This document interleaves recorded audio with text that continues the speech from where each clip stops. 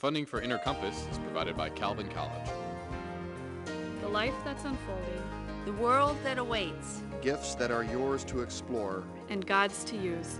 It's all happening here at Calvin.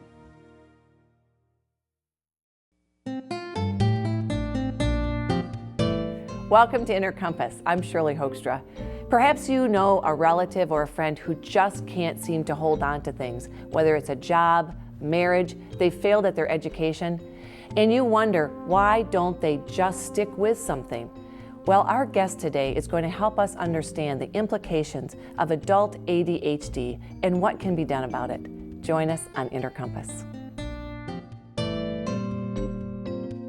From the campus of Calvin College, this is Inner Compass, exploring how people use faith and ethics to guide them through critical issues of today. My guest today is Dr. Oren Mason, a family physician at the Behavioral Medicine Center, a private practice in Grand Rapids that treats over 2,000 patients with attention deficit hyperactivity disorder, or ADHD. He also teaches at Michigan State and Wayne State Universities. Welcome, Oren. Thank you. Thank you for having me. Well, this is a big topic in society today, ADHD or ADD, and are they the same things? Almost certainly. I mean, classically, ADHD refers to the hyperactive form, ADD to the inattentive but not hyperactive form. But as we've come to understand these, the hyperactivity is really a side issue. It's, it's been the focus of a lot of debate because hyperactivity and normal boy behavior, especially in the primary grades, seem so similar. Well, in fact, we hear if we just taught differently or if we had lower expectations for little boys sitting in seats, this would not be a problem. And don't we hear that we're overdiagnosing?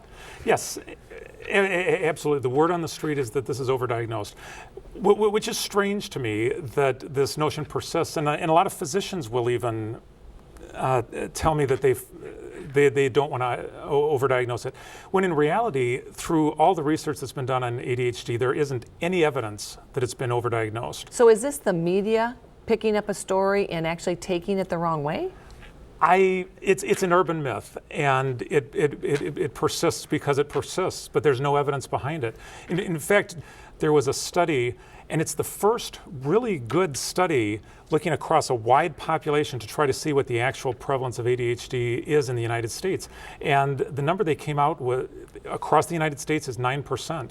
And in some populations, even 10 and 11%, some subgroups in the United States. And so in a country where somewhere between 3 and 5% are treated with medication, and most with what we consider to be inadequate doses of medication, what we find instead are that it's underdiagnosed, and that when it is treated, it's not treated often enough, and then when it is treated often, the treatments aren't inadequate. So is this because there is more awareness of ADHD, so we're hearing about it more? So 25 years ago, you just had that boy or girl in school that, just wasn't very smart or didn't get along with people or always seemed to be off in some way academically. Exactly. But now we're actually finding out why. So that's why people think it's on the surge or upswing? Well, anything that has been historically underdiagnosed is going to experience a surge when we learn more about diagnosing it. And so discussions about how many times more prescriptions are being written for ADHD medications now than in 1990 are ridiculous discussions. We really need to compare the number of prescriptions written to the number of prescriptions that ought to be written, not to any historical and erroneous, past. Oh, that's very interesting to think about it that way. But now you say that we are not actually treating correctly the people we're diagnosing. Why is that the case? ADHD is different than almost everything that comes into a physician's office. Normally when we go to the doctor, our life has been perking along normally, and then something happens, and we're in pain, or our function is disrupted, or something happens, and we ask the doctor to bring us back to normal. Right. ADD is inborn. And what do you mean by inborn? It's a genetic disorder. People who have it from birth. Okay. And so it becomes clear, as we age, sometimes very clear in the hyperactive form of ADD, but sometimes not so clear in the inattentive form, which often isn't diagnosed until adulthood. But it becomes clear at some point that there's a problem. And then we know that it's been there all along because it's there for genetic reasons. Okay, so you mean like inherited. So all of a sudden you'll say, well, you're just like your father, or you're just like your mother, or you're just like your Aunt Susie or Uncle Bob. And they're saying probably something a little negative along with that, or characteristics that have been difficult for a person. Maybe so, but also in medical diagnostics, that's not dissimilar from saying, well, he's just Sure. like his father, so that's not a disorder. Right. When in fact, Maybe there's a 2 out of 3 chance, right, the dad has it. So You said a 1 in 3 chance? well, there's a 2 in 3 chance that one of the parents of a child with ADD will have it themselves. Wow. Okay, so how is it diagnosed? Does the school, are we finding it there, or the family physician, or do people say, wait a minute, something's wrong here? You hit it on the head with your last one. I think more people who carry the diagnosis of ADD, at least who weren't diagnosed in younger years, have self-diagnosed. There's programs like this. There's symptom lists that are published in Time and Newsweek, and people recognize the symptoms and then say, yes, that's me, or that's my husband, or here, read this article. And so self-recognition is one of the prime forms of recognition now, or screening that we have for ADHD. Wow. As you know, the long-time screen for ADHD was what I call teacher nuisance disorder. Yeah, teacher nuisance disorder. And you coined this phrase. Yes. Which exactly describes how teachers feel about the unruly child. Yes. And children who are disruptive and who are continually disruptive, despite their attempts to comply with the teacher's request, may well have ADHD. In general, children who are given structure and given incentives and rewarded for doing something will usually do that thing unless they're incapable.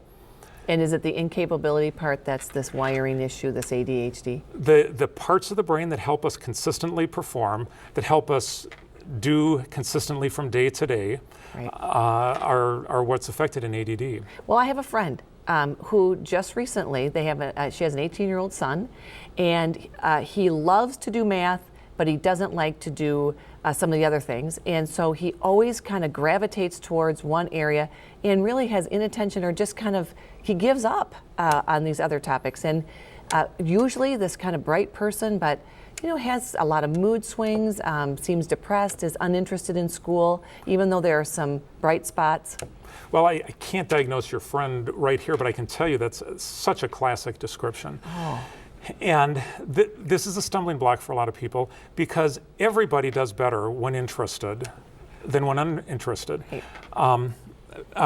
Bill Dodson is a psychiatrist in Colorado who talks about interest-based performance and importance-based performance. Interest and importance. Interest and importance. Wow. Things that are important just need to be done. And just do it is so often what we say to children, just do your homework. This is a math worksheet. It's put your pencil down and just do it. Right, and we expect them to comply. And we expect them to comply. And we're really telling children, use the parts of the brain that can just form that sequence of actions and get it done because it has to be done. Right. And children who are good in math and generally intelligent can generally sit down and do that. But in ADD, those are the parts of the brain that are affected, the parts that organize and sequence and plan. And because those parts of the brain don't work well, children with ADD can only use the parts of the brain that are really emotional. Oh, interesting. And so, and it's the parts of the brain that everybody uses when we're really into it. 110% performance comes from a different area of the brain than just do it. So would you see a child who can't really just do it on command, but who feels things, would they perhaps be a great socializer, or have a great set of friends, or kind of gravitate to a particular group in school or on campus? Maybe some kids with ADD are really interested in socializing and do achieve some early success and stay. Now, on the whole, children with ADHD actually have fewer friends and are falling behind socially. But this is the really vexing thing as we try to diagnose ADHD. You can't say of anything that it's a consistent finding in ADHD. Children who are interested and have some innate capability will often perform very well in that small area, but their performance through many other areas won't match. And so you have a child who's very intelligent, but his math performance really outpaces the rest of his academic performance. But we find the opposite. We might find somebody who's gifted in English and really struggles in math and science. But it's the disparity. That's the telling point. That's the telling point. Because intelligent children can usually perform intelligently on a just do it basis, and even more so when interested. Now, the children with ADHD, even though they're intelligent, can't consistently perform intelligently. okay, so this is not a willpower issue. Absolutely not a willpower But issue. that's what we like to believe, isn't it? If they just had enough willpower, if they can do it here, they can be consistent somewhere else, that's that willpower. And we bring some judgment to that, don't we? Absolutely. There's no question that the parents of students who are achieving well take a lot of pride in that. The parents of students who aren't achieving well, and especially who aren't achieving at their potential, find some disgrace or shame, and that's really tough on so many parents. I'll tell you that the parents in my practice is limited to ADD, and about half of my patients are children. Their parents probably work much harder on the average to parent their children, to support them, to help them with their education, to teach them right and wrong and what to do, probably work much harder and don't have as much to show for all the efforts. And satisfaction, right? So let me just ask, would there be marital problems? Could there be marital or family stressors because of an ADHD child or multiple children or parents? Yes. Again, many households where there's a child or children with ADHD also have at least one parent with ADHD. And there's a lot of just do it to parenting. Right. So much of what our children need is done for importance sake, not for interest sake. Right. And so parents of children with ADD who are trying to parent, who themselves have ADD, must work even harder. Wow, it's a double whammy, basically. It's a double whammy, and the toll on families is really remarkable. We find the parents of children with ADD don't do as well in their own careers, and even when they're not affected by ADD themselves, but they're promoted less, they have less vacation time, the mother is much less likely to work. And I think I've read a statistic that said there's a $10,000 approximate income gap, which is going to impact a family. Which is huge. You're right. When children with ADHD grow up to become adults with ADHD and seek jobs, have more trouble finding jobs, spend longer looking for jobs, are How about fired more sticking with often, Yeah. quit more often. Right. And so at any given time, an adult with ADD only has a 50% chance of being employed. Wow. The unemployment rate in adults with ADD is 50% at any given point in time. And so the income disparity is $10,000 a year between someone with ADHD and somebody of similar educational background, similar socioeconomic background. Even more so among professionals with ADD. And there's many smart people. Right. ADD doesn't lessen your IQ, but there's smart people who've attained advanced degrees, and individuals with advanced degrees will earn $50,000 a year less than And this is because of this organizing factor or this staying on task or maybe difficulty sewing up all the details that Right. it takes to consistently perform well. Right. So when you have a friend who's a high achiever and we're sitting around at a dinner table and he jumps, he's high energy, he jumps from thing to thing, he's got varied interests, and he says at the table, I bet I'm ADD. And everybody around the table goes, yeah, we think you are, and we all laugh. But it's exhausting for the person, isn't it? Maybe so, maybe not. But the thing about that picture, and it's fun to get to talk about high achieving people with ADD, because there are people with ADD who are, personable and creative and who we like to be with, and That's the upside. And not necessarily. I mean, if you have those to go along with ADD, then you're much more likely to be successful. Because you have other strengths that you can trade on. Right. But ADD unfortunately doesn't give creativity or personability. It just sometimes occurs in that setting. And so people who don't have so many gifts, who aren't as bright, who haven't achieved in their education, who don't have a support of a socioeconomic background or a support of a family, won't do as well. And even the high achieving people often do much better in their achievement with treatment. Okay, and we're going to get to treatment, but I want to ask one last question. What is the biggest struggle that people with ADHD have? The people with ADD who are old enough to talk about it will often talk about a lifelong failure to achieve their potential. Okay. They know inside they should be doing better, they ought to do better, and there's just a shame about the failure to achieve the potential they know is in them. And should they get therapy? I mean, is this something that you could address with not maybe a Ritalin or a medication like that, but regular self-esteem therapy, or just talking it through, saying, look, let's be happy with where you are, or what can we do to do more? Absolutely, it can help. I mean, there's no question that therapy is a big part of ADD treatment. And once people with ADD, even who've lived with it for many years, are diagnosed and begin medication, therapy is often a very good thing, because you really have to almost rethink your capabilities.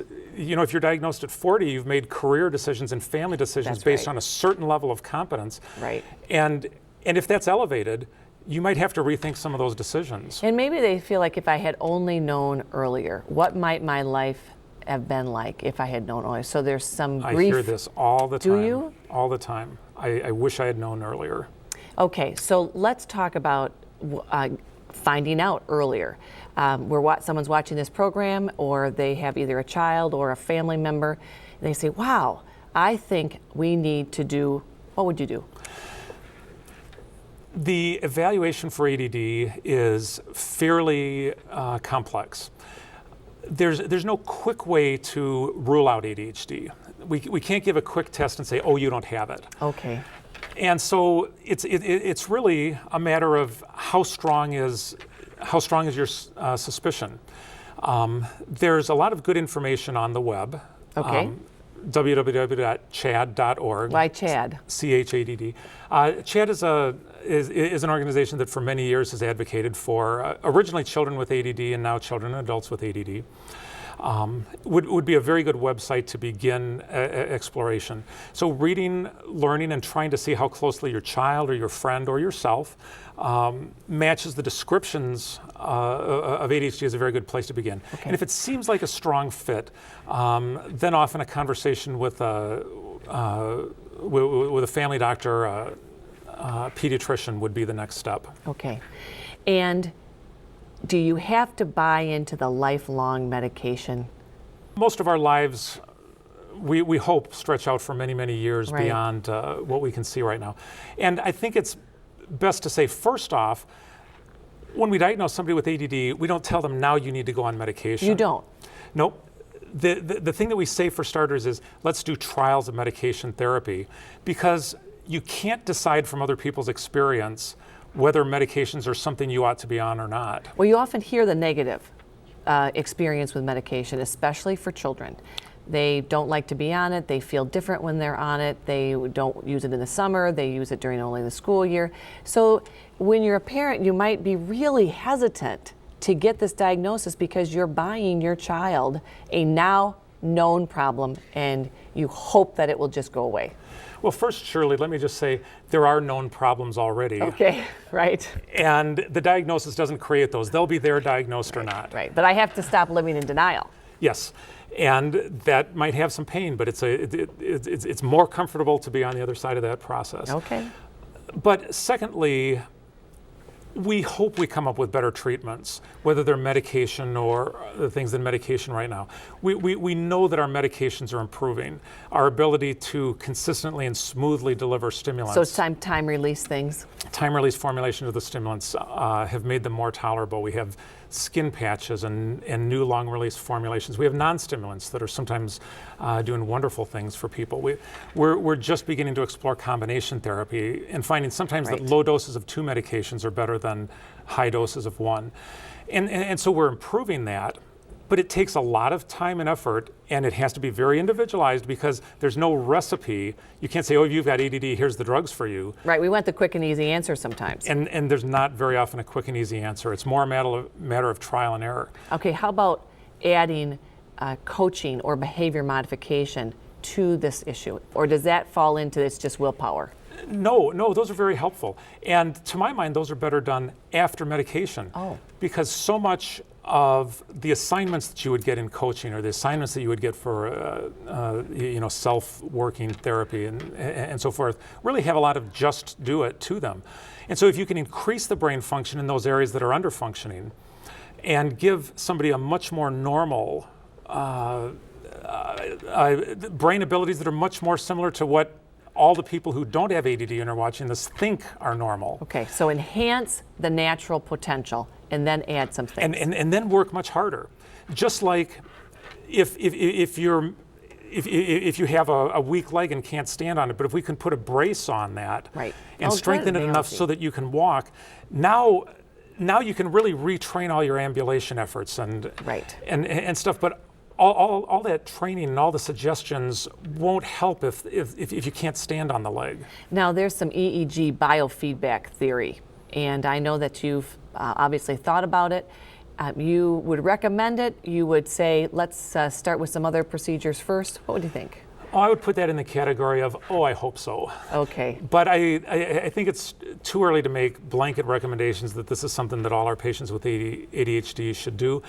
There's some very encouraging stories of people improving with it, but like so many, like so much, we don't have good long-term studies. We don't know if neurofeedback or biofeedback, as it's often called, can give us the same improvements that so far we've been able to document with medications. There's actually, we mentioned a lot of bad stories about medications and side effects and so forth, but really we know from studies that medication decreases substance use problems. Right. Because people will self-medicate, won't they? Yes. Into some disastrous effects. Yes.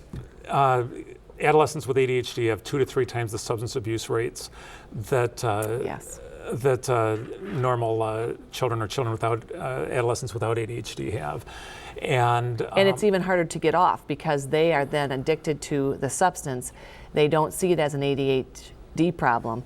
And Exactly. Nicotine is actually a reasonable ADHD treatment. And drug companies are looking for analogs of nicotine that aren't addicting, that aren't dangerous. How about marijuana? It's symptom relief, but it's without functional improvement. Right. And that's the sad thing, because the medications for ADHD that we use do lead to at least certain functional improvements. We know that there's less substance abuse disorder. We know that there's much better driving. And Because there's more accidents. I mean, this is a life-threatening illness, isn't it? we're talking now about the real serious and the dark side of ADHD. The auto accident rate is 4 times as high for ADHD drivers. And again, substance use is a big killer. The suicide rate is 3 times as high in ADHD. And is it just because people get worn out, or it's an impulse control issue, or is it? I think the literature says sometimes we treat some of the symptoms, but not the underlying problem or condition, which may be an ADD issue. Yep, and we're so early in our understanding of ADHD that I couldn't even give a good answer to that question. We're not sure exactly why ADHD, but ADHD and depression is a very potent combination. The suicide rate is quite high, and the completed suicide rate is quite high in that group. And so, again, this isn't just teacher nuisance disorder. There's so many lives that are affected and disrupted that. And there could be real improvement. I think I read in an article you wrote that you said one of the satisfactions of your job is seeing people who have such relief from this condition. And they said, as we said before, I wish I had done it before. I'm amazed. People say, I didn't know I was this smart. I really think I have to go back to college now. It never occurred to me after the 3rd time that I dropped out that that I was cut out for this, but I really think I am.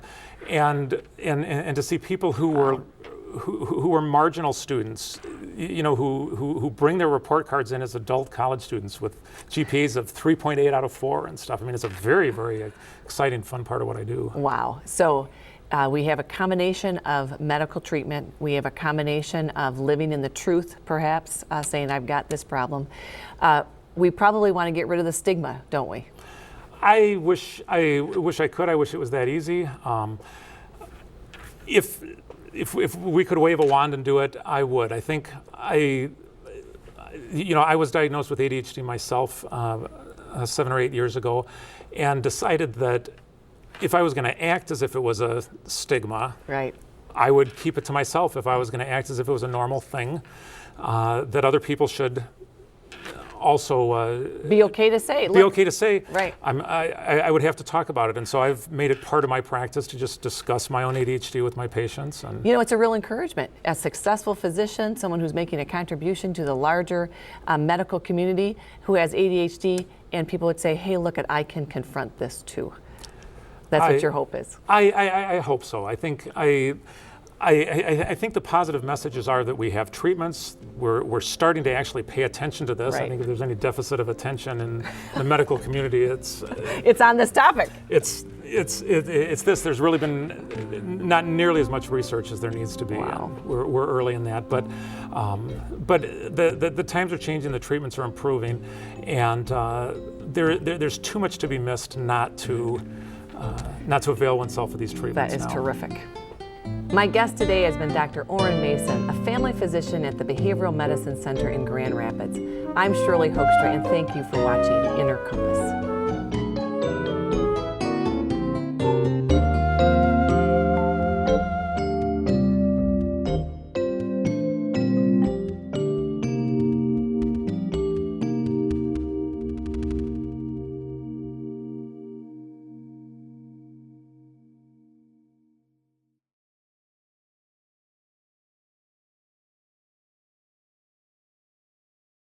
Funding for Inner Compass is provided by Calvin College.